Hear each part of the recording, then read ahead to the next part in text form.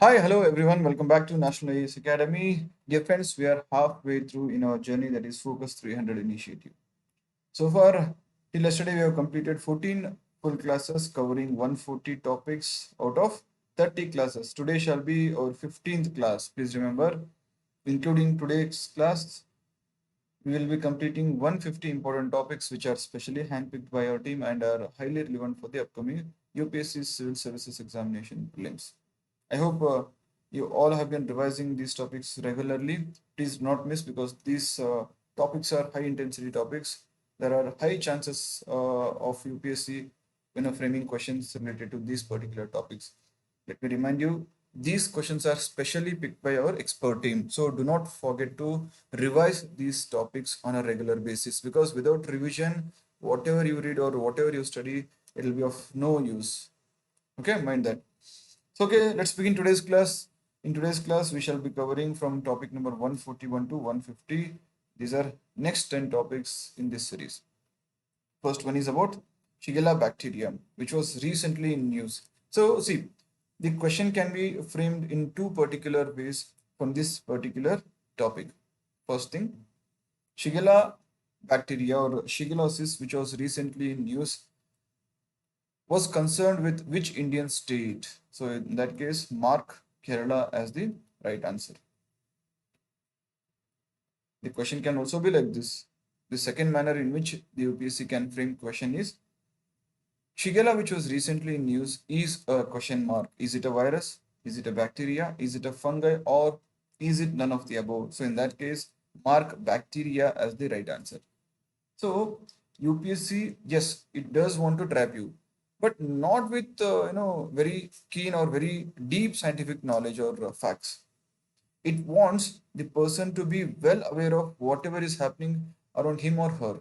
So you should have a common knowledge of whatever that is happening around you. So with that information, you can definitely increase your UPSC prelim score by at least 35 marks. This is guaranteed with the help of this particular initiative. Okay, so Shigella outbreak was recently observed in Kerala's Kasaragod district. Kasaragod district. What happened? Some sort of food poisoning was observed among students. Nearly 15 students, were infected by food poisoning, and later on, with the help of diagnosis, it was understood that the causative agent was Shigella bacteria. This bacteria causes a disease or infection known as Shigellosis. It's an infection brought on by the genus of bacteria known as Shigella. Right? So, they were discovered recently in Kasaragod district. And let me remind you, this Shigella bacteria, it is the second most common cause of diarrhea. Second most common cause of diarrhea among children in the whole world, not just India. It is Shigella bacteria is the second most common cause of diarrhea in the whole world.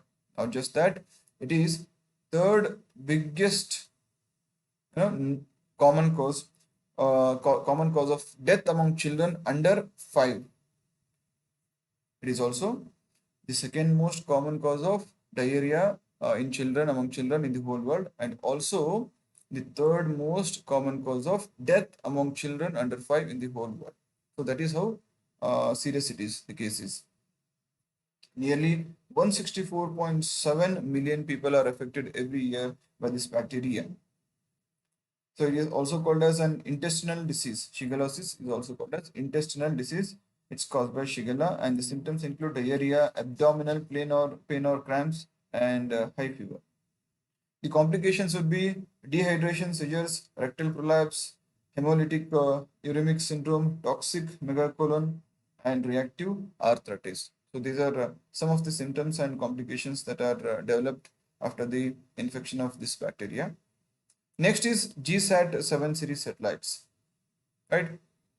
The context was recently this GSAT 7B satellite was officially inducted into Indian Army services. A permission known as acceptance of necessity.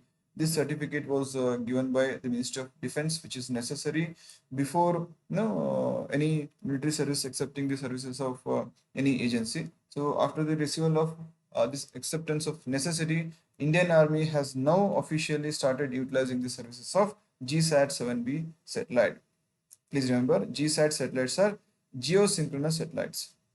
These are geosynchronous satellites. Which satellites are called as geosynchronous satellites? Those satellites which take the exact same amount of time to revolve around the Earth as the time taken by the Earth itself to rotate on its own axis, to complete one rotation on its own axis. That is, Earth takes 23 hours, 56 minutes and 4 seconds. 23 hours, 56 minutes and 4 seconds to complete one rotation around its own axis, and these geosynchronous satellites take the exact same amount of time to complete one revolution around the Earth, and as a result they are called as geosynchronous. They are in sync with geo, that is Earth. As a result, they are called as geosynchronous satellites, and these GSAT series satellites are geosynchronous satellites. They are mainly used in communication, broadcasting and radio services. Communication, broadcasting and radio services. Now, with this induction, the Indian, armed services or Indian military services have two active satellites. That is GSAT 7, one is Rukmini, and GSAT 7A, that is Angry Bird. Sorry. Apart from GSAT 7B, now the satellites which are already in service include GSAT 7 and GSAT 7A. GSAT 7A is called as Angry Bird, GSAT 7 is called as Rukmini, and they are used by Indian Navy and Air Force. Right? So this is about GSAT 7. Next, we have INS Vagir. It was recently inducted. It is the 5th class Calvary class submarine. INS Vagir is the 5th of Calvary class submarines, which is being inducted into the Indian Navy. It has recently joined the Indian Navy as the 5th Calvary class submarines. Calvary is the name of submarine, or the name of first submarine of this class. And in that honor, all those submarines being developed under this project are being called as Calvary class submarines. They're actually aimed at these are part of Project 75, which is aimed at indigenous construction of 6 Calvary class submarines, which are diesel electric attack submarines through technology transfer from naval group of France. All right, France is involved in this project, and these submarines are being constructed at Mazgon Dock Shipbuilders Limited, Mumbai. So far, 4 submarines have already been delivered. That is Kalvari, INS Kalvari, INS Kanderi, INS Karanj, and INS Vela. 5th is INS Vagir, and the 6th shall be INS Vakshir. It is undergoing sea trials since April 2022. All right, these are diesel electric submarines, attack submarines. They're called as. Please remember. So, if you look at the classification of submarines for the Indian Navy are usually classified into 3 categories. One is diesel electric submarines, second one is nuclear powered attack submarines, third one is nuclear powered ballistic missile submarines. These are the three categories of submarines, right? So it is the 5th Scorpion class submarine under Project 75. Okay. Next one is about the dirty bombs. What are dirty bombs? Recently, Russia has complained to India and other nations that Ukraine might be undergoing, or it might be in the process of developing dirty bombs, and it might use these dirty bombs on Russia, and this becomes unethical. Look who's speaking. It's been more than a year that the war is going on between these two countries. It started on February 24th, 2022. It's been more than a year now.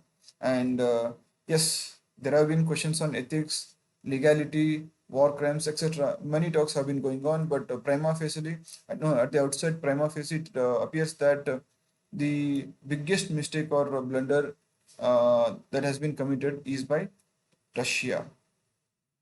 Alright, it should have warned Ukraine before attacking, but all of a sudden it started attacking, and it has had multiplier effects on not just the citizens of Ukraine, but also on the citizens of other countries which were associated with Ukraine in terms of food security, in terms of education, or in many aspects. Right? So, what are dirty bombs then? These are bombs, which means these are explosive devices But the catch here is they contain radioactive, biological, or chemical materials which are slowly dispersed once the bomb hits the ground or explodes. So dirty bombs are nothing but they are bombs or explosive devices. But the catch here is they contain something called as radioactive, biological, or chemical materials which will have slow effects or which are slowly released into the atmosphere, causing long-term effects causing long-term effects after the explosion, right? And these radioactive, biological, chemical materials are cheap kind of materials. These are cheaply procured from local vendors or from local stores. These bombs use explosives to scatter radioactive dust, smoke, or other materials. So the bombs are cheap because they can be made very fast, and also materials in these bombs can be obtained from hospitals, nuclear power stations, or even research laboratories, where after using the waste which is discarded can be used as fuel for these dirty bombs, and as a result they are called as cheap bombs or dirty bombs. Right, the effects might be radioactive followed from the bomb can cause serious health problems such as cancer. And compared to conventional atomic, chemical, or biological bombs, dirty bombs cause less human mortality, but they'll have long-term genetic impact. Please remember. So that's the reason these bombs are said to be more dangerous than the conventional bombs. Next one is about Pinaka rocket system. Recently, the DRDO tested the enhanced Pinaka Mk1 rocket system, which are surface to surface rockets. Pinaka is a surface to surface rocket, and enhanced Pinaka Mk1 rocket systems were recently tested by DRDO, that is Defense Research and Development Organization, and these rocket systems have a range of about 45 kilometer. Previous Pinaka rocket had a range of around 30 kilometers, and these enhanced Pinaka rocket systems have a range of 45 kilometers. All right. So, along with this testing, the area denial munition, area denial munition, that is ADM, was also successfully tested as a part of the same series of the trials. Right. These experiments have confirmed the effectiveness of these ammunition systems. Right. ADMs are basically a type of munitions meant to prevent the enemy from entering or occupying a certain space. So suppose let's say that this is a region of around 45 kilometers, having some 45-kilometer range. So these area denial munitions, what they do is, if any foreign or let's say unknown vessel or unknown tanker tries to enter into this particular area, they are immediately destroyed with the help of these area denial munitions. So they kind of provide protection within this particular area. Their job is to look and kill if any foreign or any other country's equipment or vessel enters into particular this area, marked area. All right. Next is about nuclear fusion, which talks about the net energy gain. It has been constantly in use from past 2 years because of the artificial sun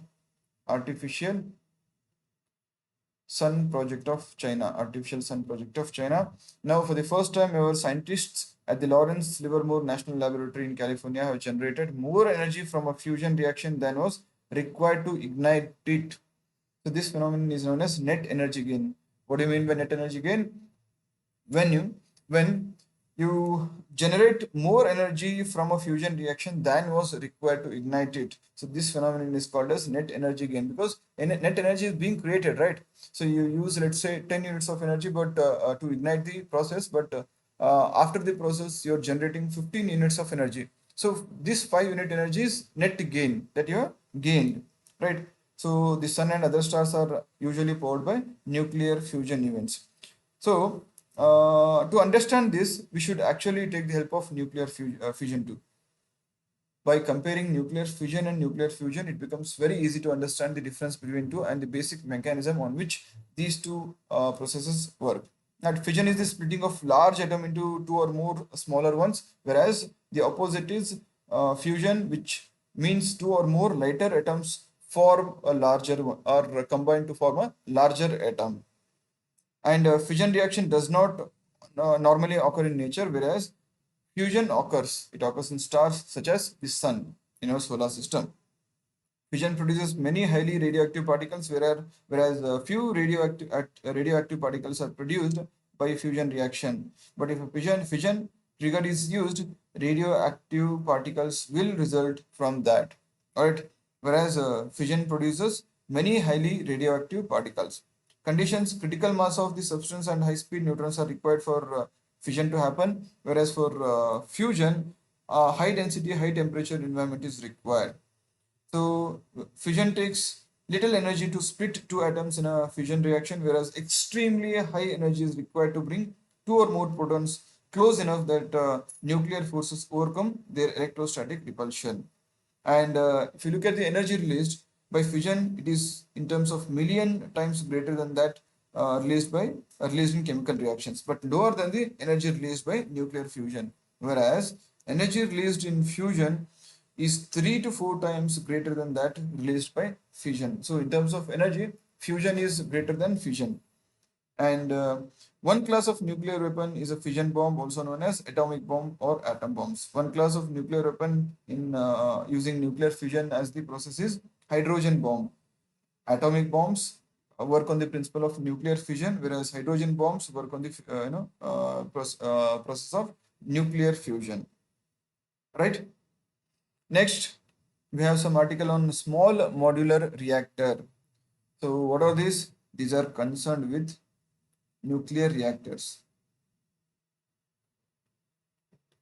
They are modern nuclear power plants with producing capacities of up to 300 megawatts per unit, or around one third of that of conventional nuclear power plants. They are able to generate a significant amount of low carbon electricity, and they include yes, most importantly, this was necessary to satisfy the commitment to the transition to clean energy by India. India is pledged to completely transform itself to using clean energy by 2030. Right? So India is moving on with the development of small module reactors as a part of this commitment. So the basic thing that you should know is small modular reactors, which were recently in news, were in the context of nuclear power plants, and their capacity is up to 300 megawatts per unit. Right. Next is Hyperloop. Hyperloop is a railway technology which works in kind of vacuum chambers. Seamless transportation is provided at a very faster speeds. It was first recently proposed by Elon Musk, the CEO of Tesla and SpaceX. So following this, the Indian Railways is also in the headlines for its plans for a lighter aluminum coaches, hydrogen fuel cell trains, and it has also proposed to construct Hyperloop trains, right? Which uses most cutting edge technology and is highly relevant for today's traffic management, right? The system basically consists of pressurized vehicles, commonly referred to as pods, that can move at extremely high speeds due to contactless levitation and propulsion technologies, as well as the low aerodynamic drag. They are sealed and partially evacuated tubes that connect mobility hubs in significant urban regions. So their Hyperloop technology works something similar to what I'm explaining right now. There are small modules or small coaches, individual coaches. They are operating in long sealed evacuated tubes. So there are literally no obstacles. Plus, they are contactless. They are levitating. They are not touching the ground, or there are no tracks. So they are actually levitating in these tubes. Since the friction is very low, they operate at very high speeds. So these are necessary for today's urban regions. So this is how Hyperloop works. Next one is about fuel cell technology. Why was it in use? Because hydrogen's chemical energy is used by fuel cell technology. Why? To efficiently and cleanly produce electricity.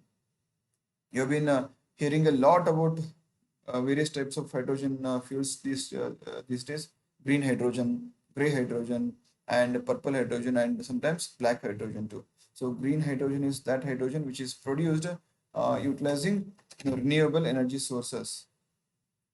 All right. Okay. In fuel cell technology, hydrogen's chemical energy is used by fuel cell technology to efficiently and cleanly produce electricity. Hydrogen is an energy carrier as opposed to primary fuels like coal and petroleum or renewable energy sources like wind or solar power. What does this mean? This means the main energy sources like natural gas, water, biomass, etc. must be used to make hydrogen. Once obtained, hydrogen can be utilized to generate power for a variety of applications. This can be transportation, long-term grid-based energy storage, or even industrial and commercial structures. Right, right. Next one is about Large Hadron Collider. Large Hadron Collider. So it was in news since the year 2010. It was famously in news for with the discovery of God particles. Right. So it was recently shut down, and some concerns were expressed by scientists. But somehow it has resumed its working now. So 10 years ago, it had discovered something called as the God particle, or most famously known as Higgs boson. It was restarted by the European organization, and this particular hadron collider is being maintained by European organization, European Organization for Nuclear Research. Okay, and it's a massive, intricate device designed to investigate particles, the tiniest known constituents of everything. So when in operation, it shoots two proton beams in opposite directions almost as quickly as light inside a ring of superconducting electromagnets. Right? How does this work? So it is this facility is constructed at the France border. France border. It is around 27 kilometers long. The facility is around 27 kilometers long, located 173 meters deep inside the ground. From the surface, at around 173 meters deep, this facility is installed. It basically consists of tubes. This tube will have complete free flowing area for the constant for allowing the movement of photons. And what scientists do, from one particular inlet, they fire two photons in opposite directions. They fire two photons in opposite directions. One photon goes like this, and the other photon goes like this, right? And these photons are accelerated to the speed of light, with the help of magnets, with the help of powerful charged magnets. And with the help of these powerful charged magnets, these photons reach the speed of lights. So after traversing for a certain distance, these two photons come face to face. So, or they collide with each other. Once they collide, they release small number of minute particles, and with these particles, scientists are trying to investigate the origin of this Earth or the composition of the universe. Right. So that's the reason why this Large Hadron Collider has been constantly in use. All right. The protons are maintained in a narrow beam and are guided by the magnetic field produced by the superconducting electromagnets as they pass through beam pipes and eventually collide. Right? Okay. So here protons are used. Protons will be propelled to higher speeds using superconducting electromagnets, and they are made to achieve the speed of light. Right? Once they reach higher speeds, they are made to collide with each other, and that's the reason it is called as Large Hadron Collider. Right? So magnets accelerate protons to around 99.9999991% of the speed of light. So quarks inside these protons collided with enough energy to create the suspected Higgs particles. Evidence for the possible of Higgs was found in the streaks in the Large Hadron Colliders detectors. Right? Okay. So this was about a Large Hadron Collider. It is concerned with God particles, which is also known as Higgs boson, and in this protons are used or energy beams are used. These are small packets of energy, which are usually photons, and when these particles are accelerated using the superconducting electromagnets. This reach the speed of light, and once they reach the speed of light, within this 27-kilometer long tubes, they are made to collide with each other face to face. And after the collision, minute or small particles are created and dispersed. By studying these particles, scientists or researchers eventually want to understand the origin of this universe. All right, so this was about today's class. I hope you understood all the topics. Please make sure to subscribe and hit the bell icon. Thank you so much for joining. See you in the next class. Take care.